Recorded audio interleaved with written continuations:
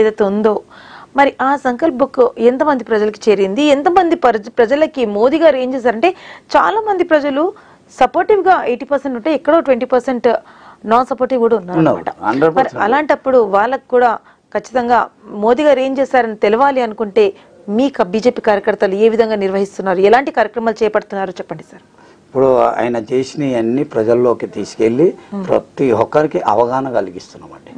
ఆయన ఏం చేసిండు, కరోనా టైంలో మనకి ఎట్లా ఆదుకున్నాడు, అంతెందుకండి ఉక్రెయిన్ యుద్ధంలో, రష్యా ఉక్రెయిన్ యుద్ధంలో అక్కడ ఉన్న మన విద్యార్థులు కానీ మహిళలు కానీ అక్కడ విరికిపోయిన ఆ తల్లిదండ్రుల బాధ చూడాలండి. అక్కడ యుద్ధం అవుతుంటే నా బిడ్డ నా దగ్గరకు వస్తాడా రాదా, నేను చూడగలుగుతానా అనే ఒక బాధలో ఏడుస్తూ చాలా బాధపడ్డారండి.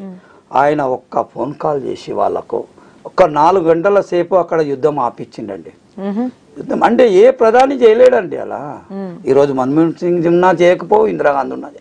ఆయనకు అక్కడ ఉన్న అభిమానం, ఆదరణ, ఆ దేశాలు ఇచ్చే ఆయనకు మర్యాద, దానివల్ల ఆయన చెప్పిన మాట విని 4 గంటలు అక్కడ యుద్ధం ఆపిస్తే మన వాళ్ళందరినీ సేఫ్టీగా మన స్పెషల్ విమానంతో ఇండియాకు రప్పించడం జరిగింది.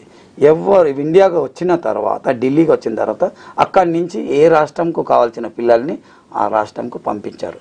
ఆ తల్లిదండ్రులు ఎంత ఆనందం, వాళ్ళ ఇంట్లో ఆయన ఫోటో పెట్టుకురండి. నా బిడ్డ క్షేమంగా వచ్చిందంటే ఇలా ఆయన ధర్మం, ఆయన వల్లనే నా బిడ్డ వచ్చింది. నిజంగానే అభినందనీయం. నిజంగానే అలాంటి పనులు చేపట్టడం అనేది